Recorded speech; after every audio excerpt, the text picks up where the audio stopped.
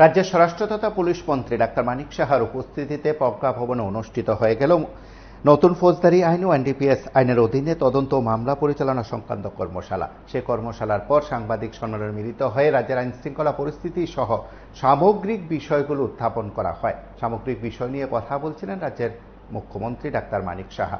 সাংবাদিক সম্মেলনে মুখ্যমন্ত্রীর বক্তব্য আমরা শুনব। আপনারা সবাই অলরেডি দেখেছেন যে এখানে আজকে একটা ইনোগ্রেশন প্রোগ্রাম প্রজ্ঞা ভবনে হয়েছে এবং বিভিন্ন যে স্টেক হোল্ডার্স আছে সেই স্টেক হোল্ডার্সদের নিয়ে আজকে এখানে মিটিং হয় এবং সেই মিটিং মানে ওয়ার্কশপ আমি বলবো।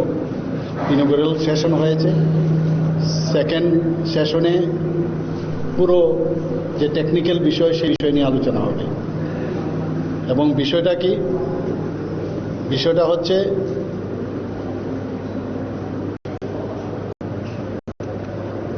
যে বিভিন্ন যে আমাদের 1 জুলাই 2024 এটা নতুন যে ক্রিমিনাল লজ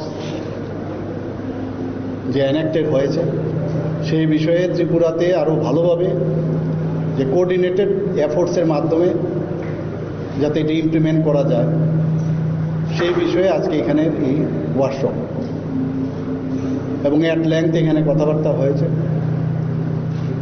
এবং আমি মাননীয় চিফ সেক্রেটারি মহোদয় এখানে আছেন, আমাদের মাননীয় ডিজি সাহেব আছেন এবং হোম মিনিস্ট্রি এবং পুলিশ ডিপার্টমেন্ট থেকে আজকে যে এই আয়োজন সেই আয়োজনের জন্য আমি ওনাদেরকে ধন্যবাদ দেব। মোদ্দা কথা হচ্ছে যে এখনকার যে 3টে আইন হয়েছে, যে ভারতীয় নয়া সংহিতা, ভারতীয় নাগরিক সুরক্ষা সংহিতা, ভারতীয় সাক্ষ্য অভিনিয়ম, এই 3টে আইনের বিষয়ে বিস্তারিত এখানে আলোচনা হয়েছে আজকে। এবং এই আইনগুলো কিন্তু খুব সাধারণ মানুষের জন্য খুব উপকৃত। এবং আগে যেমন ব্রিটিশ কলোনিয়ালের যে আইনগুলো আছে সেইগুলোকে ডিমিনিশ করে পরিবর্তন করে এই আইনগুলো হয়েছে এবং তাতে করে অনেক সুযোগ সুবিধা আছে। মানুষের রাইটস সম্পর্কে বলা হয়েছে, যারা ভিকটিমস তাদের রাইটস, এবং টাইমলি যাতে তারা বিচারটা পায়, টাইমলি যাতে ওনাদেরকে অ্যাড্রেস করা যায়। ইভেন যারা একিউজ তাদেরও কিন্তু রাইট সম্পর্কে এখানে বিস্তারিতভাবে এই যে আইনগুলো হয়েছে তার মধ্যে বিস্তারিত আলোচনা। এই বিষয়ে এখানে আজকের আলোচনা। এখানে বিশেষ করে এখানে তো টেকনিক্যাল সেশনে যারা প্রসিকিউটর আছে, পুলিশ ডিপার্টমেন্ট আছে, ফরেন্সিক ডিপার্টমেন্টের যারা আছে, এক্সিকিউটিভ যারা আছেন, হেলথ ডিপার্টমেন্ট থেকে আরম্ভ করে সবাই এখানে ছিলেন। এবং যেটা আমি বললাম যে এখানে আজকে যে বিভিন্ন সোর্সে যখনই কোনো ক্রাইম হয় সেই ক্রাইমের যে ডিএনএ থেকে আরম্ভ করে সেখানের যে রিসোর্সগুলো আছে, রিসোর্স মানে সেখানে কোনো জিনিস যাতে হারিয়ে না যায় সেগুলো প্রপারলি কালেক্ট করা, এভিডেন্সগুলো, সেই সব বিষয়ে জোর দেওয়া হয়েছে। এবং আরও বিস্তারিত এখানে আলোচনা হয়েছে, এই বিষয়ে সেকেন্ড সেশন আলোচনা হবে।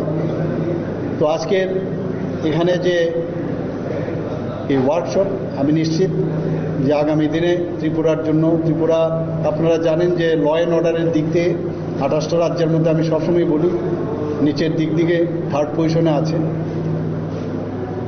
এবং আমরা চাইছি যে এটাকে আরও নিচের দিকে যাতে আমাদের যায়। এনডিপিএস এর কেস সম্পর্কেও এখানে আলোচনা হবে, বিস্তারিত আলোচনা হয়েছে এবং সেকেন্ড সেশনেও এখানে আলোচনা হবে। এবং একটা গ্যাপ কিন্তু আমরা সবসময় দেখি যে যখন পুলিশের কাছে এফআইআর এর জন্য যায়, এফআইআর এর পরে অনেক সময় এফআইআর মানে সেই থানার মধ্যেই যেতে হবে তার নিজের জায়গায়। এখন কিন্তু এই যে নিয়মগুলো হয়েছে ভারতবর্ষের যে কোনো জায়গার থেকেই এফআইআর করা যাবে। শুধু তাই নয়, এখানে ত্রিপুরাতেও যে কোনো তার সেম জুরিডিকশনেই তার এফআইআর করা যাবে সেরকম না, সে যে কোনো জায়গার থেকে। এবং যে ইলেকট্রনিক্সের মাধ্যমে, ইলেকট্রনিক্স কমিউনিকেশনের মাধ্যমে সে এফআইআরটা করতে পারে তার রিপোর্ট। এবং সেখানে বলা হয়েছে যদি র্যাপ কেসের আসামি থাকে তাহলে বা র্যাপ ভিকটিমসের যে তার যে report within 7 days health department থেকে দিতে হবে। র্যাপ ভিকটিমস বা উইমেন্স তাদের বিনা পয়সায় তাদের চিকিৎসা যাতে করানো হয় ইমিডিয়েটলি সেই ব্যবস্থা আছে। কোনো জায়গায় ক্রাইম যদি সেই রকম দেখা যায় যে 7 বছরের সেখানে তার জেল হতে পারে, সেখানে ফরেন্সিক ডিপার্টমেন্ট থেকে ইমিডিয়েটলি সেখানে যেতে হবে। যে জেনারেল মানুষদের জন্য যেভাবে একটা ফ্রেন্ডলি আইন এখানে হয়েছে সেই বিষয়ে এখানে আলোচনা হয়েছে। আমি আশা করি যে আমি এখানে বলেছি যে সাধারণ মানুষ হয়তোবা এই 3টে যে আইন হয়েছে নতুন, অনেকে অনেক কিছু জানে না, আমরা অনেকে জানি না। এবং আমি নিশ্চিত যে এখানে যারা প্রসিকিউশনে আছে, পুলিশ ডিপার্টমেন্টে আছে বা অন্যান্য হেলথ ডিপার্টমেন্ট সবাই ওরা তো জানবেই, কিন্তু সাধারণ মানুষকেও সেই রাইটস দেওয়া উচিত। এখানে বলা হয়েছে যারা কম বয়সের যারা মেয়েরা আছেন তাদের থানায় না গেলেও চলবে, যারা 60 ইয়ার্সের উপরে আছে তারা থানাতে না গেলেও চলবে, বা যারা ইল পার্সন বা যারা ফিজিক্যালি হ্যান্ডিক্যাপ তারা আগে আমরা জানতাম যে থানাতে যেতেই হবে, আদারওয়াইজ সম্ভব। তো ওরা ঘরে থেকেও তাদের যা যা দরকার সেখানে তাদের সাক্ষ্য হোক, তাদের উইটনেসই হোক বা তাদের কোনো রিপোর্ট যদি লাগে সেখানে ঘরের থেকেও তারা নিতে পারে। এবং এখানে আমি দেখলাম কথা বলতে গিয়ে আমার যতটুকু মনে আছে যে যারা রেপ ভিকটিমস আছে তাদের থেকে রিপোর্ট নেওয়ার জন্য ভিডিও বা অডিও তার ব্যবস্থাও থাকবে। এবং সেখানে প্রেফারেবলি ইন প্রেজেন্স অফ মানে উইমেন ম্যাজিস্ট্রেট থাকবে ওখানে। তো এরকম প্রচুর মানে ব্যবস্থা এই আইনের মধ্যে রয়েছে। এবং আজকের এই ওয়ার্কশপ সাকসেস হোক, এবং সাকসেস হবে আশা করি। আমি ডিজি সাহেবের সাথে কথা বলেছি আরও কীভাবে এগুলোকে মানে আমরা যাতে এমন না হয় কথাই বললাম কাজ না হয়। এবং আমি এখানেও এটাও বলেছি যে কোনো অ্যারেস্ট আমরা করলাম, অ্যারেস্ট মানে এটা না কনভিকশন। অ্যারেস্ট করার পরে তাকে যাতে কনভিকশন পায় তার জন্য যা যা মানে তার জন্য যা যা দরকার সেগুলো যেন অ্যাট বেস্ট করা হয়, কোনো জায়গায় যেন কোনো খামতি না থাকে। এসব নিয়ে আলোচনা হবে, আপনারা বিস্তৃতভাবে আরও খবর পাবেন। সবাইকে অসংখ্য ধন্যবাদ, নমস্কার।